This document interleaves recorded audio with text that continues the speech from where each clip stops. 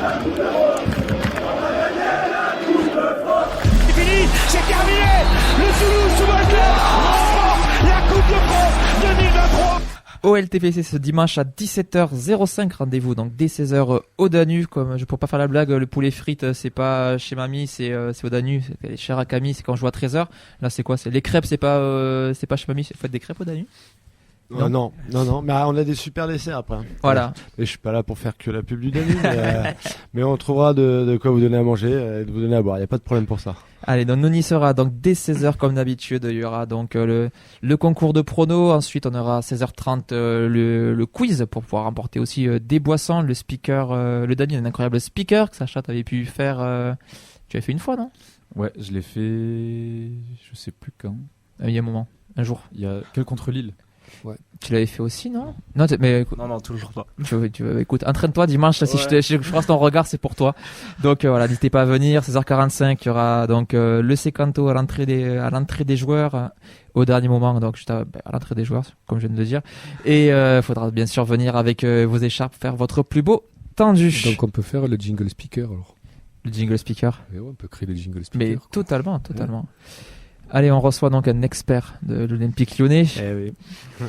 Clément, donc match particulier pour toi vu que tu travailles ici à Toulouse, que tous les matchs du TFC tu les vois donc du coin de l'œil et là tu te retrouves ouais. sur ce match-là. Pour commencer, Lyon. Est-ce que tu veux vraiment qu'on en parle de Lyon? Je suis là pour ça, donc il n'y a pas bien le choix, mais c'est vrai que c'est la catastrophe. Il y a à la fois plein de choses à dire et en même temps on est de plus en plus dans la résilience, quoi. Je veux dire, la mission maintien, c'est bon, elle est ancrée. Hein. Ça fait bien longtemps qu'on parle plus d'Europe, en tout cas pour cette saison. Donc on peut en parler une heure, mais ce qu'il faut maintenant de toute façon c'est des points en fait, justement. Il va falloir gagner. J'espère que, désolé pour vous les gars, mais j'espère que ça va commencer dimanche du coup. Surtout quand tu vois la situation des deux clubs où on a 7 points, vous êtes à 13. C'est ça. Donc concrètement, si vous venez gagner chez nous, on est largué, ça va vraiment être très compliqué. À l'inverse, si on gagne et puis que tu as un petit peu de chance sur les 2 derniers matchs avant la trêve, on peut peut-être réattaquer en janvier. On va pas jouer l'Europe, hein, mais le maintien, mais au moins aller un petit peu se foutre dans le ventre mou et être un petit peu plus tranquille que maintenant. Mais bon, le mal est profond, donc ça va quand même être dur toute l'année. Comment tu l'expliques cette Comment tu nous l'expliques cette saison galère, parce que c'est plus le début de saison, là on a commencé un peu à rentrer dans le vif du sujet. Comment tu l'expliques? C'est que sportif ou c'est vraiment c'est un tout. le divorce Textorolas entre autres? Ouais, déjà la transition elle a été loupée. Même déjà la manière dont Olas où on annonce son départ, c'est juste un petit communiqué, tu vois, t'as même pas une conférence de presse ou quoi. Donc tout ça est flou quand même, tout ça va vite, ça aurait dû être fait plus tard, ça tombe à 2 matchs de la fin de la saison, donc ça bouge beaucoup en interne, quoi. Des gens qui étaient stables, qui étaient là sous Olas avec malgré tout une continuité depuis des années, tout d'un coup il y a tout qui s'effondre. L'obligation de vendre certains joueurs aussi. Parce que tu vois, type comme Loukeba qu'on envoie à Leipzig à 30 millions, c'était clairement le pilier de notre défense et là du coup on n'a plus de défense. Barcola, qui est un peu moqué en ce moment pour ses perfs au PSG, la vérité c'est qu'il nous fait une deuxième partie de saison super l'année dernière. Il doit finir en 20 matchs, il doit finir à 12 passes D, quelque chose comme ça, quoi. Pour un gamin de 20 ans c'est top, donc tu t'affaiblis. Tu recrutes des mecs qui n'ont même pas le niveau haut de tableau Ligue 2, réellement. Nous, on a la moitié de l'équipe. Ça vaut pas la Ligue 2. Mais sportivement, tu trouves que ça a vraiment perdu? Il n'y a pas que dans les bureaux, il y a le talent aussi. Non, on le paye là. Après, la dégringolade, elle a commencé depuis quelques années, si tu veux. Et à chaque année, on est obligé de vendre nos meilleurs joueurs sans les remplacer. Je pense à des gars comme Memphis, à Paqueta. Enfin, c'est des gars aujourd'hui, ça joue à l'Atlético, ça joue en Angleterre. Paqueta, c'est en équipe du Brésil. Enfin.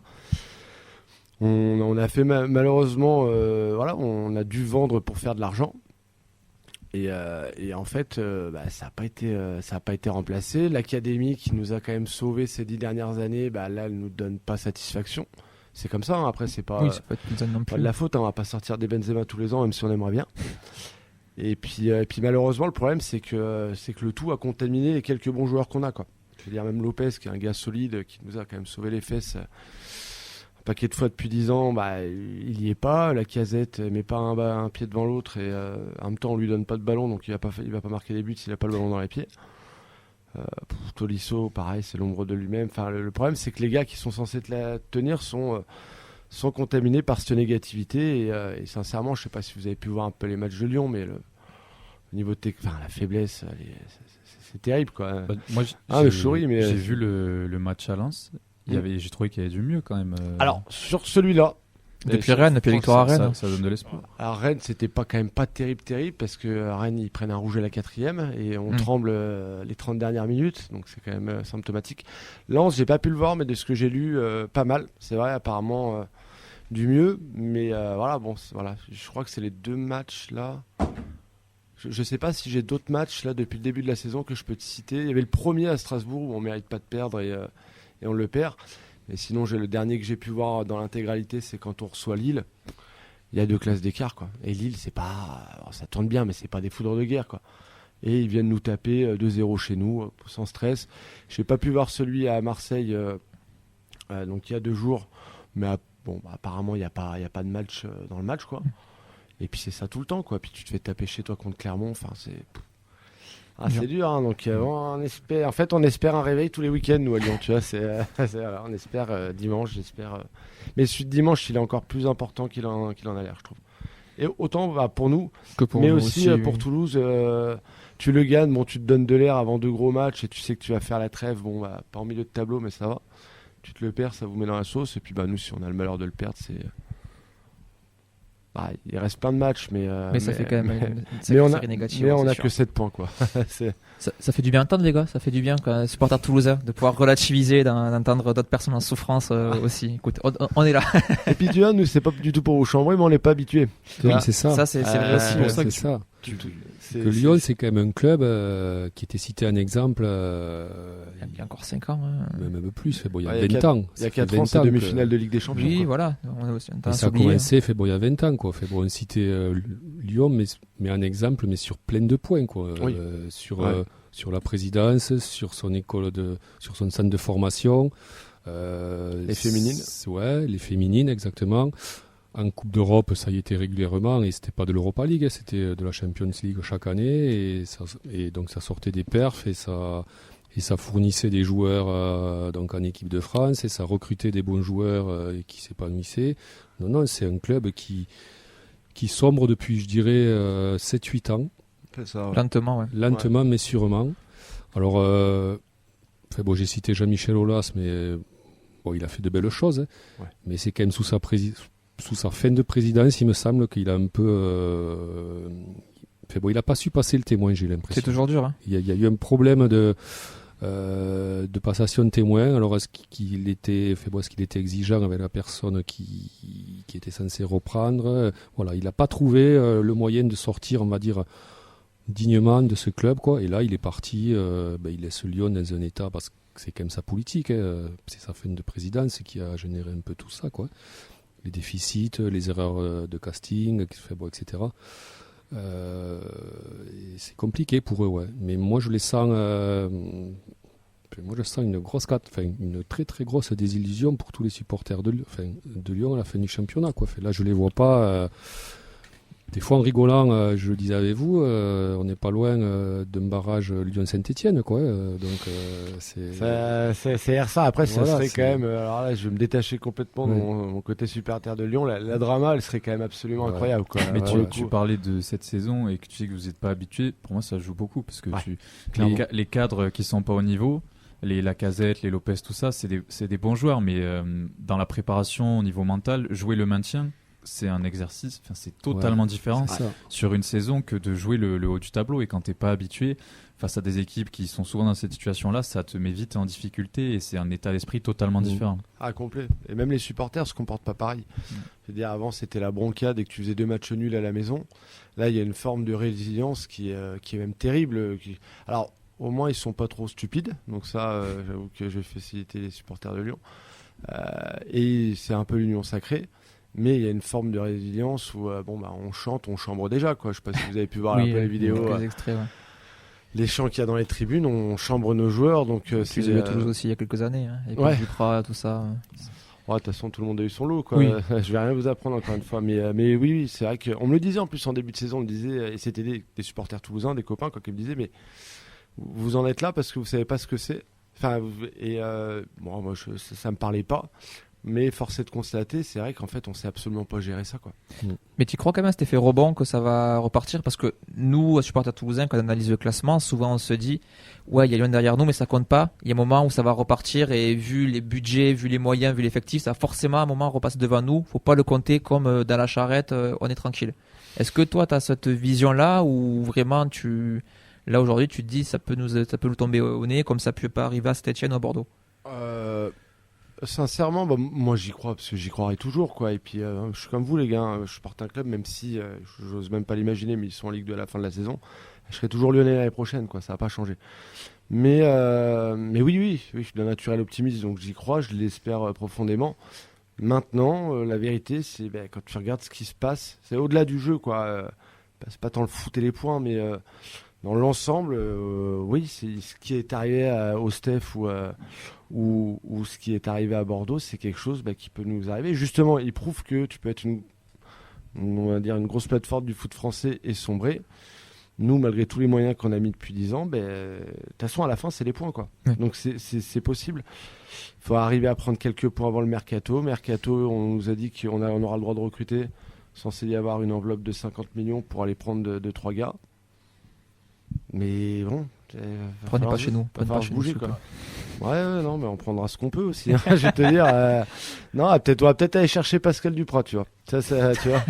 Aujourd'hui, il nous faut un pompier de service, ça serait pas la pire idée du monde, en vrai. Mais non, on verra. Moi, j'y crois, mais la vérité, c'est que le club va pas bien du tout, l'équipe va pas bien du tout, et que les envisager en Ligue 2 l'année prochaine, aujourd'hui, c'est pas si dingue qu'il y a encore 3-4 journées, quoi. Ça va pas du tout là-bas, quoi. On va se plonger sur le sportif quand même, tirer un petit peu du positif. C'est quoi les points forts pour toi de l'Olympique Lyonnais actuellement? Il y en a quand même. Franchement, c'est dur d'aller trouver des motifs de satisfaction. Les points forts qu'on a, c'est qu'on sait qu'on a des joueurs qui ont du talent. Justement, les gars que j'ai cités, même dans les jeunes qui n'ont encore pas réussi à trouver leur place parce qu'on les a envoyés au front, ils ont tous du talent. Donc, c'est un match où tu as un petit peu plus de réussite. Ils sont capables de te les mettre, les buts, de te mettre le bon centre, de ne pas louper le contrôle qu'en ce moment on loupe à chaque fois. Donc le truc, c'est qu'on a des joueurs pour. Mais ça va être la seule chose parce que là actuellement il y a rien. C'est un peu faible à toutes les lignes et puis tout se passe. Je veux dire, il n'y a que des comportements d'équipe qui n'est pas du tout en confiance et donc il n'y a absolument rien qui te réussit, quoi. La balle va faire poteau sortant au lieu de poteau rentrant. Les face-à-face que tu dois mettre, tu ne les mets pas. Même demain, on a un penalty, tu dis qu'on ne va jamais le mettre. En fait. Oui, c'est la spirale négative, quoi. Donc voilà, en positif, c'est qu'on a quand même des bons joueurs de foot. Mais maintenant, faut jouer, quoi. Écoute, je vais pas te demander du coup les points négatifs, tu l'as malheureusement assez fait. Si vous avez une heure devant vous, c'est bien, mais après, moi j'ai une fête d'anniversaire, donc j'aurai pas le temps ce soir, malheureusement. On va pas tout gâcher non plus quand même. Non. Ton regard à toi sur le TFC de supporters lyonnais et encore plus expatriés ici à Toulouse. Ouais, du coup, je les suis quand même bien. J'ai même de l'affect pour ce club, tu vois, à force de les suivre. C'est pas obligé par le patron? Tu peux t'as eu ton libre arbitre dessus? Non, pas du tout. Et puis il m'emmène au stade et puis on se régale ensemble. Non, mais si, j'ai de l'affect et je trouve que l'épopée que vous avez l'année dernière, elle est vraiment merveilleuse. Et de là où vient le club, dans un passé très récent pour le coup, je trouve ça génial parce que vous en avez chié, quoi. Enfin, excuse-moi du terme, mais donc c'est chouette. Et puis en plus, moi j'ai pu vivre la liesse, quoi. Alors émotionnellement, je l'ai pas eu aussi forte que vous, mais non, c'est cool pour eux. Après, là, ils sont dans une saison où ils jouent la Coupe d'Europe et tu laisses énormément de plumes et énormément de points en championnat. Et j'ai l'impression, alors c'est pas une mauvaise critique, mais que c'est quand même un peu la Coupe d'Europe vous fait un peu cache-misère dans la saison début de saison de Toulouse. Et tu vois, là vous jouez Lyon et après vous avez 2 gros matchs, je crois. Rennes et Monaco. Ouais. Et t'as Linz au milieu. Voilà, donc ça fait une bonne fin de saison, une bonne fin d'année. À l'heure d'aujourd'hui, on peut dire que le début est pas trop mal. Si malheureusement tu prends pas trop de points sur les 3 prochains matchs de championnat, à la mi-saison tu seras pas hyper content, quoi. Et c'est merveilleux de pouvoir rêver en Coupe d'Europe, mais pour un club comme Toulouse, je pense que l'important c'est quand même aussi surtout de rester en Ligue 1. Donc j'ai peur que ce soit un peu cache-misère, mais je souhaite de tout cœur que Toulouse Toulouse, fasse comme l'année dernière, aille vite prendre quelques points. Bon, pas à partir de dimanche, du coup. Après ça. Aille vite prendre des points pour être tranquille. Et puis, il y a sûrement belle échéance européenne qui vous attend en février, donc pour pouvoir les vivre pleinement, quoi. Ouais, et espérons toujours des TFC Olympique Lyonnais en Ligue 1, toujours. Ouais, voilà. Si on peut se faire ça, ça nous va à tous. On va terminer avec les pronos. On terminera par toi, Clément. Fred, ton prono pour ce match? C'est un match très très très très très important pour eux et surtout pour nous aussi, vu le contexte. Mais je sais pas si les deux équipes sont capables de sortir un gros match. Ouais, je dirais un petit match nul 1-1. Une belle Ligue 1, quoi. Ouais, mais c'est un peu le. CSC, quoi. Après, on va pas se mentir, c'est quoi? C'est le 15e contre le 18e, non? Ouais, clairement, ouais. Un truc comme ça. Donc, ouais, ça sera pas beau. Il y a trop de manque de confiance dans les deux effectifs. C'est un match hyper important. Alors, ouais, ça va pas se lâcher, quoi. Ça va être compliqué. Alors, peut-être les joueurs d'expérience de Lyon vont, même si j'ai un doute sur le niveau actuel de Tolisso, de Lacazette, quoi. Et juste un clin d'œil vite fait, c'est pour la communauté des supporters du TEF qui souvent réclament le retour d'anciens joueurs, 90% des cas, c'est pas une bonne chose, quoi. C'est pas, voilà, quand t'es un ex, ça veut dire que t'es plus que c'était, et voilà, et donc tu peux pas reproduire ce que tu faisais, quoi. Voilà. Ouais, on embrasse toutes tes ex, évidemment. Voilà, évidemment, on les embrasse. Nolan, ton prono sur ce match? Moi, je vois totalement l'inverse. Un 3-2 pour Toulouse. Ah ouais. En regardant les matchs de Lyon, du coup, Lyon-Marseille ou d'autres précédents, ils ont beaucoup de mal à se replier en défense. Et je me dis, un petit Dalinga dans la profondeur, comme on essaie ces derniers temps et qu'on n'arrive pas. S'il joue. Ça peut passer. S'il joue. Non, mais je vois un gros match. Puis une remise en question aussi, tout simplement. Des Toulousains aussi. Ok. Sacha? Moi, je vais pas me faire avoir. On perd 2-1 avec un but dans le temps additionnel. Oh, l'optimisme, c'est impressionnant. Elliot? 1-1, Dalinga avec pour Lyon leur meilleur buteur là, le défenseur Brian. Il a un nom de pub irlandais. Et pour terminer, Clément, ton prono? Je vais donner le prono du cœur et puis le prono de la raison. La raison, je pense que ça va être une énorme purge et qu'on va se bouffer un 0-0 ou un 1 et que ça va être une horreur. Parce que je pense que les deux clubs ont peur et à défaut de pouvoir gagner, les deux vont peut-être essayer de pas perdre. Mais moi j'espère un 3-2 pour Lyon. Tu vois, avant que tu le dises, je me suis dit allez, tant qu'à faire, vu que quand même j'ai de l'affect pour Toulouse, qu'on voit un beau match de foot. Qui a des buts. Et avec beaucoup de buts, mais une victoire lyonnaise à la fin. Mais voilà comment je vois le truc. Merci beaucoup Clément, tu as pris le temps de venir. Eh ben merci pour l'accueil. Du coup moi je vais vous laisser. Ouais, je t'en prie. Mais merci beaucoup de m'avoir accueilli. Et puis nous au Danube. Alors moi j'y serai pas parce que j'ai pas envie de voir ce match-là au Danube. mais on vous attend dimanche dès 16h et puis aussi jeudi le match de Coupe d'Europe. Vous êtes évidemment les bienvenus chez nous. Donc voilà, et merci encore à la feuille du match pour le boulot que vous faites au pub. Et puis j'espère que vous allez continuer à grandir. C'est gentil. Et puis vous m'appelez quand vous voulez. Avec grand plaisir. Voilà, quand on se sera sauvé de Ligue 1, ou si vous voulez qu'on parle de l'équipe de France ou d'autre chose. Des sujets qui fâchent pas, quoi. Voilà, Là, je vais garder mon sourire, mais voilà. Mais en tout cas, merci pour tout, les gars. Merci beaucoup. Et quant à nous, on se retrouve donc du coup, on se retrouvera au Danube donc dès 16h pour suivre ce match. Voilà, on communiquera sur nos réseaux.